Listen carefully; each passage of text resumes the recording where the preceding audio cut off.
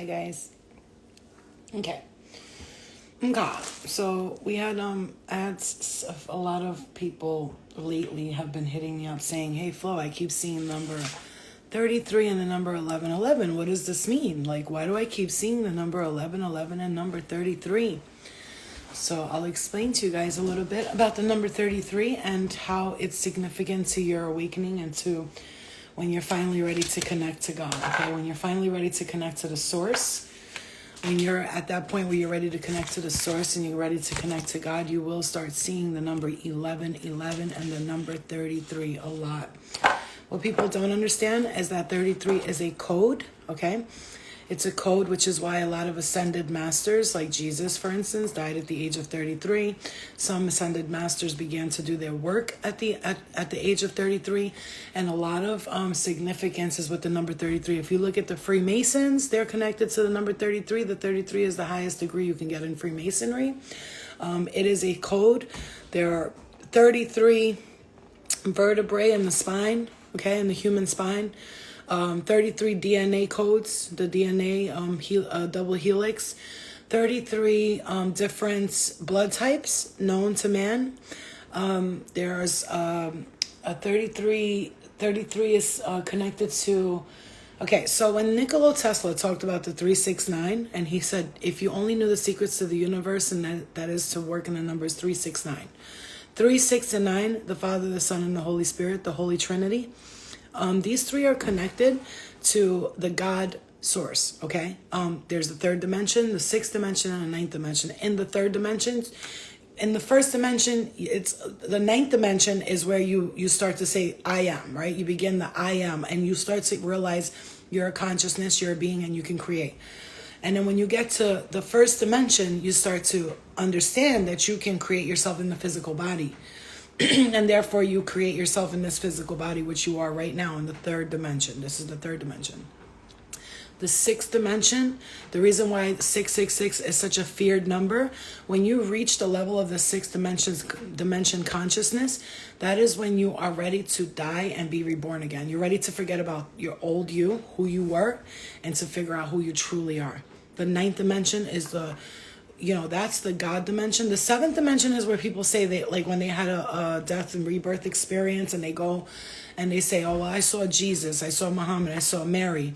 When they get to the seventh dimension, that's theirs, the heaven, right? But the ninth dimension is like the God source, and that's basically the void. That's the beginning of everything and the beginning of nothing. That is where you will literally recognize that you're a consciousness and that it's just you. And you're a consciousness, and it's up to you now to become from the consciousness to start to get you into physical manifestations. And that's where reincarnations come from. A lot of people that reach the ninth dimension, which it's not many, okay? So that's why a lot of people that had a death and a rebirth or that died and came back, and they were like, I had a experience and I saw Jesus or whatever.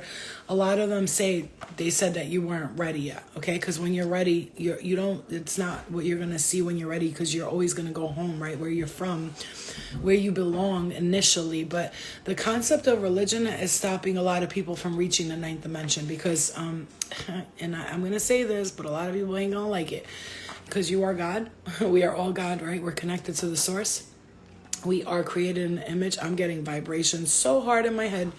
A lot of people are not going to accept this because a lot of people want to see God as their higher self. In the sixth dimension, the third dimension, and in the second dimension and the fourth dimension are where people look to God. Like they have this, but in the eighth dimension, the ninth dimension, the seventh dimension, these people don't have that problem. They don't have that issue, which is why these ascended beings like the Pleiadians and all these ascended beings understand, like Jesus said, I am God. And everybody's like, that's God. Jesus became a God and told all of you that you can also become a God. He was not preaching Christianity. And I know you don't want to hear this. I don't really care. He was not preaching Christianity. He was telling you that you are able to become God too. That's why he always said, If you look to the stars and you look to the birds and the skies, then the skies and the birds will precede you.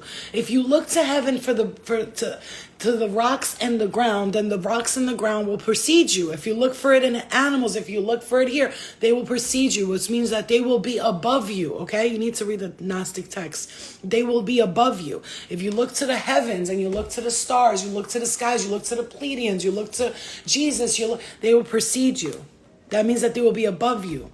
But there is no above you and there's no below you, because we are all one and we are all God. We are all God. And so when you start to understand this concept, you'll stop thinking about, oh God, please help me. They're going to assist you. A lot of universal energies will assist you, but ultimately you're the creator. You're the co-creator. You're the creator of your life for a reason. They say that I know a lot of people, listen, I was born Muslim. All the shit I was taught about being Muslim. But then when I started to ask myself who I truly am, and I looked into myself and who I am, right? Not who Allah wants me to be. Not who Jesus wants me to be. Not who Mary wants us to be. Not who, I don't know, whatever God, Hinduism, Buddhism, not. Even the Buddha said, I'm not a God. Don't worship me. Jesus said it. They all said, we're not your God. Don't worship me. But everybody did that because we need somebody.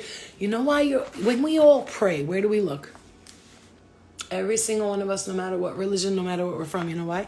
We know there's something bigger than us there, but that thing that's bigger than us is us. We just can't accept that, because that would be considered you being egotistical and not being humble. And so you're gonna say, well, you can't say you're God. That's just egotistical. There's a different way. There's people that say I'm God and they're all cocky and egotistical about it. Yes, there is. But then there's people that say I am God, meaning I'm the creator. I'm a creator with God. God created me in God's image. That means I created myself in my own image, right? Everything I see around me is created by me ultimately, right? Everything you really experience in this world is ultimately created by you. Think about it for a moment.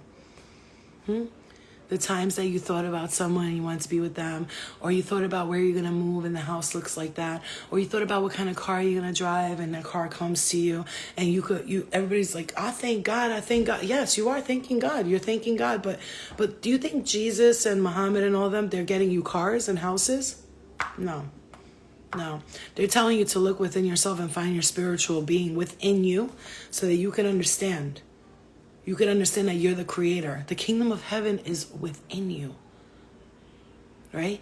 And then when you look at some of these Bibles and these texts and all that, and the reason why I just had to find my own way, and I love all religions because I find truth in all of them, but I also find lies and everything as well.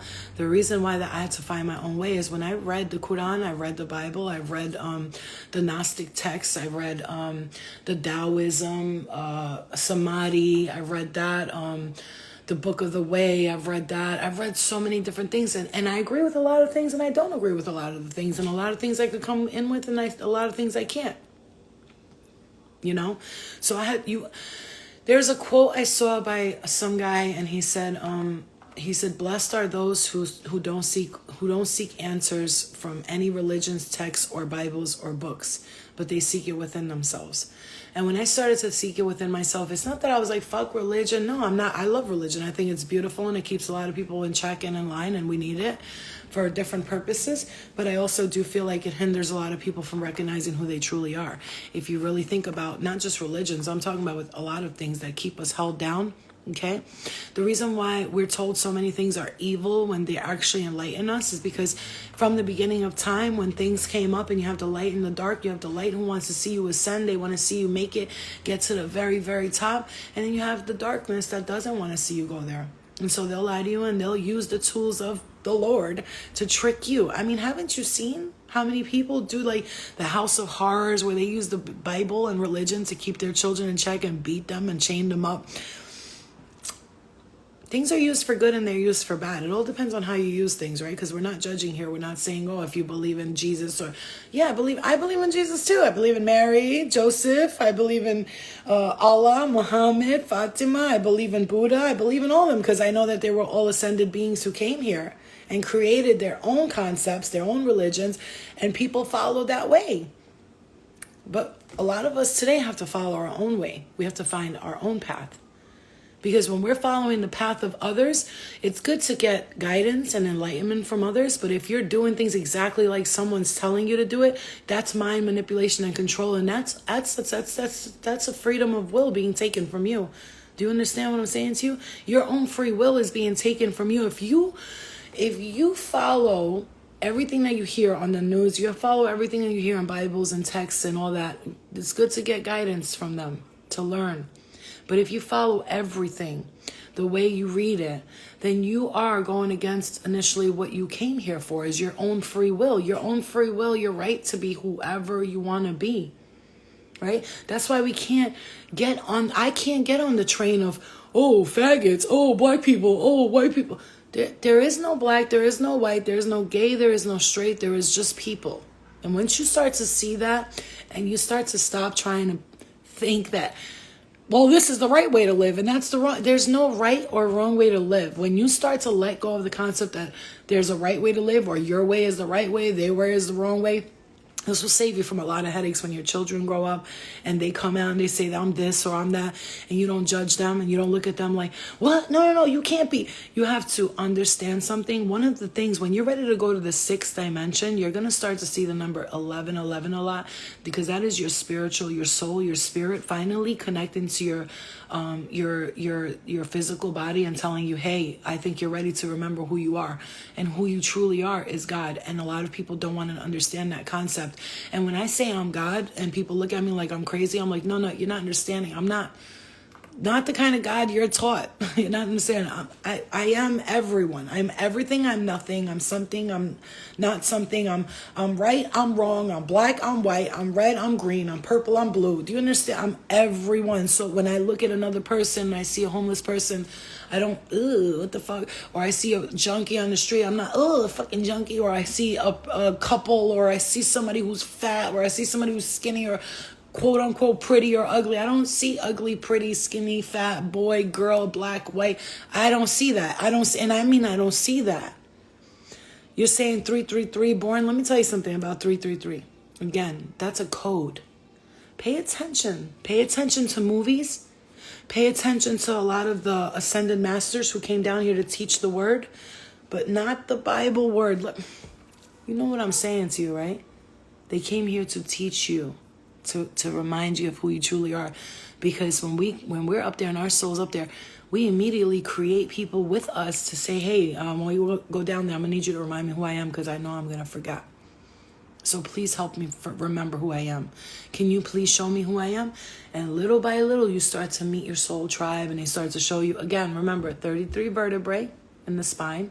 The double helix human DNA has to do with the number 33.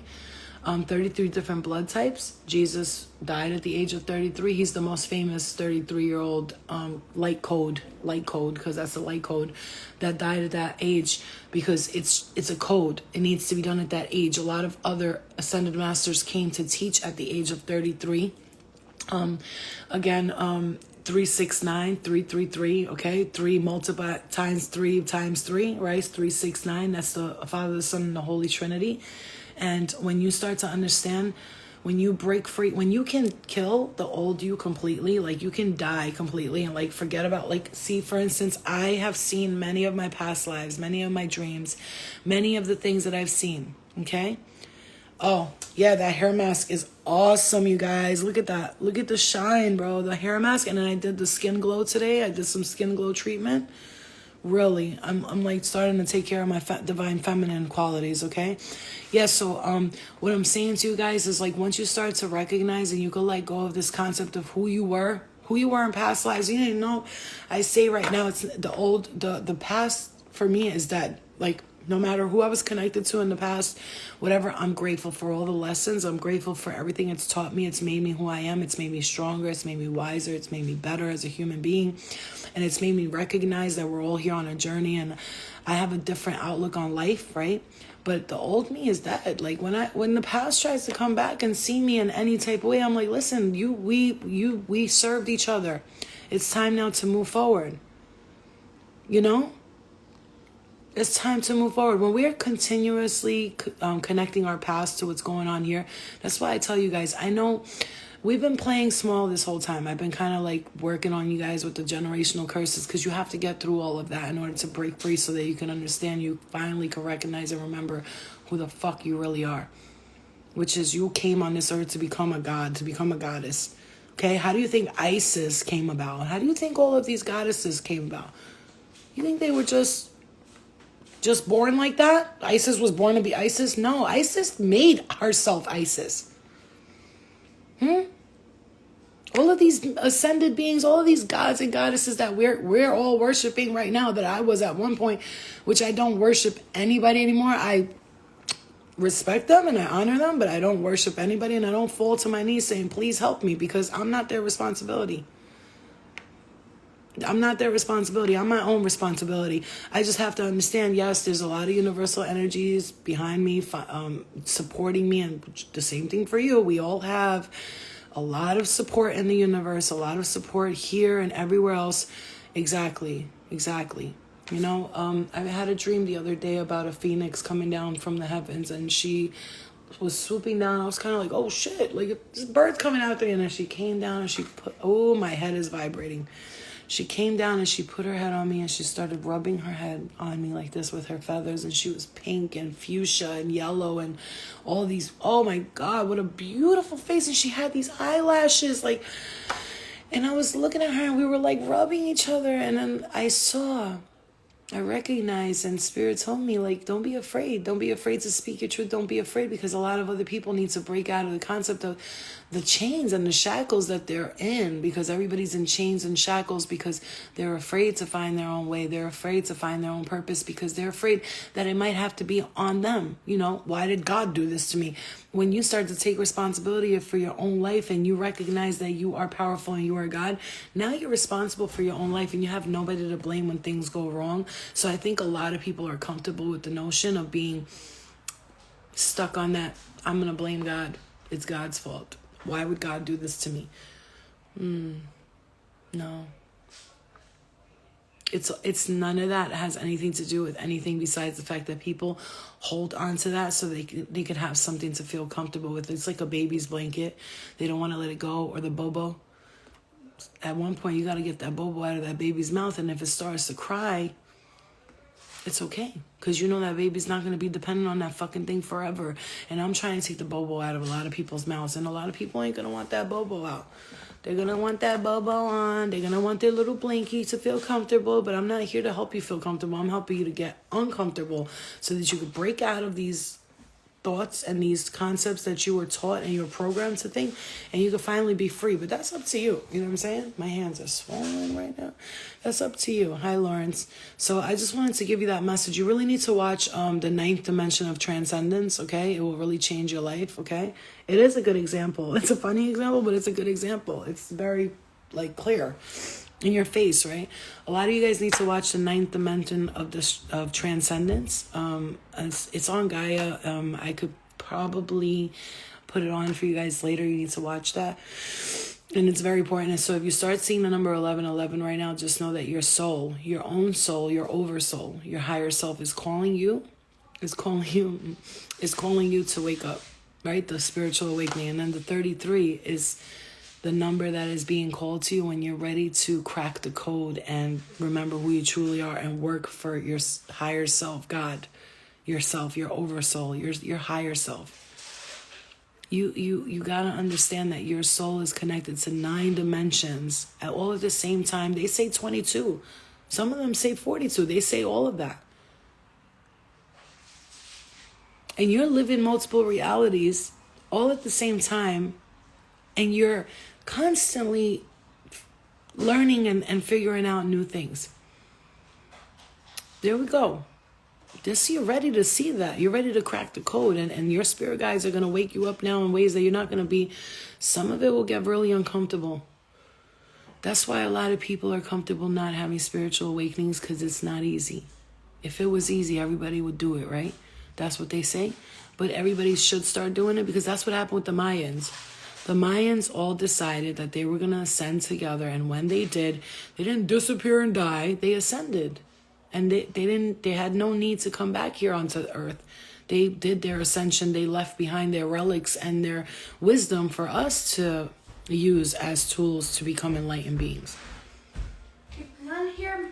Hi, you're on live. Mm-hmm. You want to hear? You want to see something? Mm-hmm. Okay. Okay.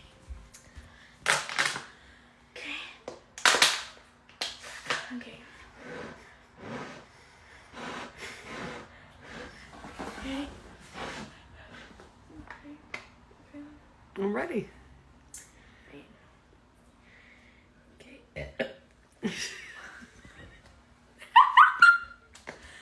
You're so cute. Okay, baby, go ahead. Okay, good. Fill up with some air. What are we doing here? What is? Oh shit! What are you doing over here? Oh, wait. I need to redo that. Oh boy. It's okay. I think you guys know what she's doing.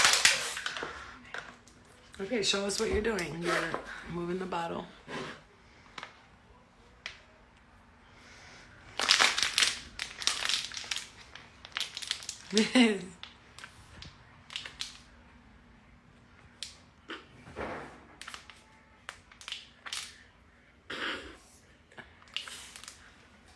You got it. No, I didn't. You tried it. I know what you're doing. Are you? Come here. What? Let me see your lips. What are you doing with your? What am I doing? What's that right there? What? What's that line on top of your lips? Are you doing the? No. Don't do it. I You're was- gonna end up with that red line. No, There I was was- this one girl in school. She used to do that all the time. Oh my god, I hated it. I was Do like, yo, what? why do you do that? She used to put like pen caps or something and suck it in, and her whole face would be red all over. No, it's not even that bad. It's gone. It's going. Let me kiss you. So pretty. You Give me breast it. down. Now I know you're fucking lying because my breath don't even smell. Yeah, dude. Ew. Ah. Are you wearing makeup? No, I'm just naturally beautiful. Thank you. Oh, really? Says the filter you have on right now. Yeah, this bitch. This bitch. Wait, hold on. Here. This is no filter. Look, and I still look beautiful. See that? No filter. And that's just a little glow, you know? But I still have the glow. That's just a little glow. You're a hater. Ah! I bet you. I know, yeah. Okay, watch out. Can you get the fuck away from me, please? Can I hug you? Lord Jesus, help me. I can't even send knowledge and information because my 10-year-old daughter is annoying. Go away. Go put these in my room, please. Go put these in my room. I don't want them down here, please. Take them. Okay, move. Okay, guys, I love you. I can't No, stand don't it. go. No, don't go. You see, she does this to me. You know that? She'll be like, I'll be like, yeah, all right, you know my nerves. She'll be like, no, get away from me. And I'll go away from her. She's like, no, don't go. Just like a No, I said no. All right, can you stop fucking hating on me, bro? Get up. I'm not kidding. I'm gonna punch you in the face. Bro, how are you gonna be 10 and be my height? Like, I don't understand this Look, shit. I'm not. Look, she's 10, bro. I'm 5'2". This is a monster. Drains me. Oh my god. Okay, guys, I love you. I'll see you later. I hope this video gave you some kind of info. Bye. Bye. Say Ow. No, wait.